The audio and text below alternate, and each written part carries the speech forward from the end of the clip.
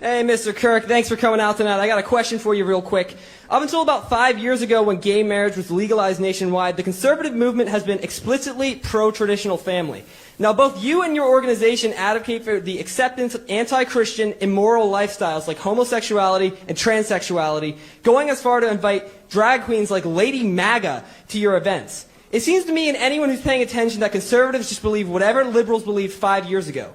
Right now, there's a push by the left to normalize pedophilia by way of child drag queen shows and... Oh, excuse me. Phone shut off. Go back to your notes. That's probably where you saved it.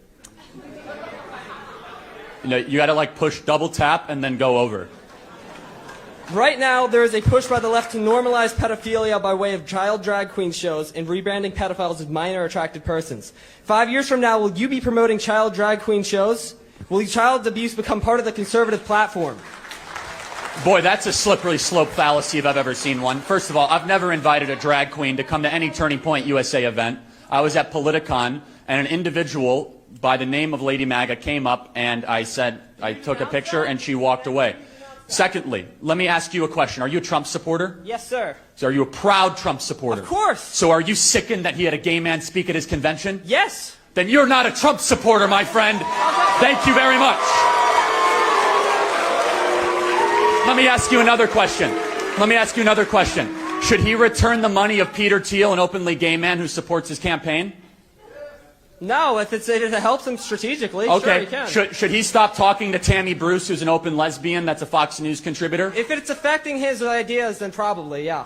Okay, so you say you're a Trump supporter, yet you have all these issues and these disagreements with him. Let me be very clear about my position. My personal position. I am a Christian first and foremost, then an American, then a constitutionalist, then a conservative. In that order.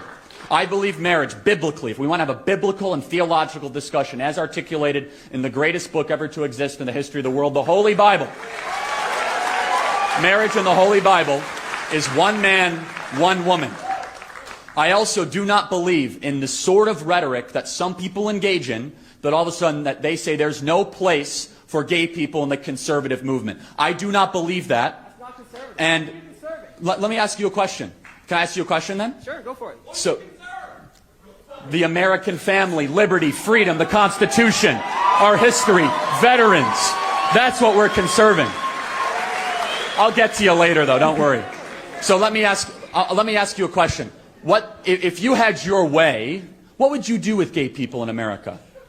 What would I do with them? I wouldn't. Yeah, because they're not allowed in the conservative movement. So would you just kick them out anytime they show up at a Republican Party? If you were in charge, like what would you say? You can't be part of the Republican Party. If somebody is advocating for being openly homosexual, yeah, they should not be part of the conservative movement. So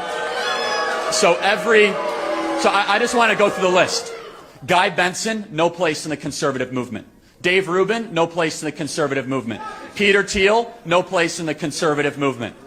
So that just to go down the list. If they are supporting open homosexuality. So yeah, no I'm going to ask a very respectful question, as respectfully as I can. What does what they do in their private life concern you so much that you have to go up in front of a crowd? And it is against God. That is so let me ask you a question. Are you a Christian or not? Do we live in a theocracy, yes or no? No, do we live in a theocracy? You said you're a Christian. I am a Christian. And do you know what? And guess what? I will say this. Part of being a Christian is appropriately interpreting what the theological says for the individual, but also means to be long-suffering and patient and loving and kind. Jesus Christ talked to all people. Jesus Christ went and did his ministry through Judea and Samaria, and he had dinner with tax collectors, and he had dinner with prostitutes, and he did his ministry in every part of the Mediterranean. What it means to be a Christian, my friend, is to be open-minded but firm in your beliefs, so you can have that belief. But if you say there's something inherently wrong with communicating or associating just because they make different personal decisions than you, sir, are not a conservative. Thanks for being here tonight.